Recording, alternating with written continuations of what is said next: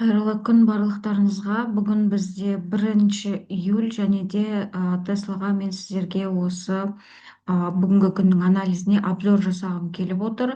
Жалпы кеше біздің жабылып қалған свечкамыз, иә, мына жерде дневка бойынша дистрибуционный свечканың дәл ортасынан поддержка алып кеткен болатынбыз, иә, 404 жақтардан премаркет кезінде созылып келіп, осы жерден поддержка алдық та. Дальше мына жерден поддержка алғаннан кейін біз әрине осы дистрибуционный свечканың төбесіне және де фитиліне баруымыз керек еді, иә.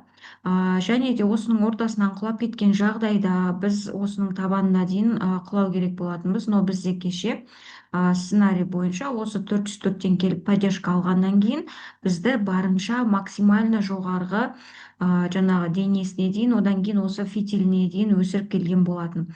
Жабылу бағасы кеше күннің 420-да 60 деген уровень. Дәл қазір енді қарап отырсаңыздар, бізде осы фитилге дейін келіп созылып, осы жерден ниже құлап жабылып қалғанбыз, иә, 420-да 60 жабылу бағамыз. Недельный таймфреймді, недельный графикті қарайтын болсақ та, осы жерде 409, 407 деген уровеньдер недельный бойынша менде осы жердегі зеркалка.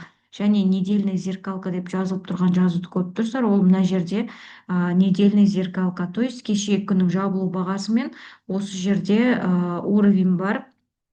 Так, 423-те 70 деген осы екеуінің арасында өте мықты недельный зеркалкамыз бар. Осының ортасынан бүгін бізді құлатып кеткен жағдайда бізді бүгін шортқа қарай апарып береді. Енді қарап отырсаңыздар, недельный зеркалкамыз тұр, потом цена закрытиямыз тұр бізде, иә, кешегі жабылу бағамыз. Кеше жаңағы дистрибуционный свечканың табаны мен фитиліне дейін апарып келіп, не перехай жасап жабылып қалған болатынбыз, иә. Одан кейін бізде уже автомаркеттің свечкасы осы мықты недельный зеркалка немізден алып отырған зонамыздан ниже бізді құлатты, иә. Енді дәл қазір бүгін бізде қазір сағат 1-де маркет ашылады.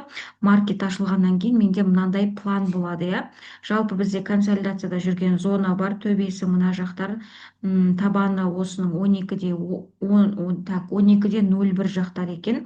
Енді былай қарап отырсақ, кеше дистрибуционный өстік, осының откаты бізде жартысына дейін келмепті, иә.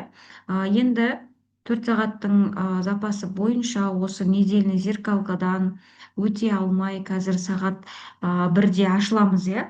1-де осы жерден келіп құлап, осы жерге дейін құлап тұрса, значит баға осы біздің алып отырған мына жердегі зеркалкамызды және де консолидация деп есептеп отырған мына күндердегі жүрісіміз бар, иә, төбесін аламай не перехай болып жабылдық.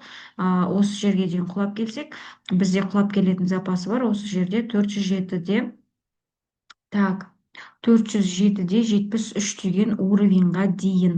407-ден құлағаннан кейін 404-те 60 дневка бойынша жаңағы алып отырған мына дистрибуционный свечкамыздың ортасына дейін бұның құлап келетін запасы бар, иә. Жалпы Тесла бойынша қарап отырсақ, бізде мына күні өте үлкен өсім болған, бұның откаты болмаған. Кешеде бізде қатты без отката өсіп кеткен болатынбыз, иә. Және де келіп тіреліп қалған жеріміз осы недельный зеркалка болды.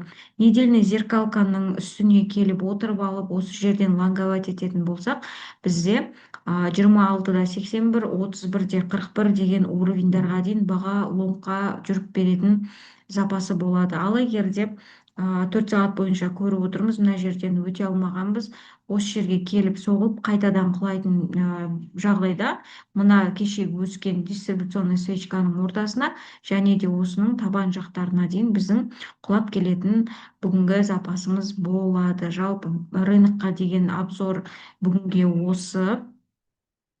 Кешке жақын также сигнал беретін боламын. Видеом ұнаса, обзорым ұнаса, лайк басып, комментарий жаза кетіңіздер.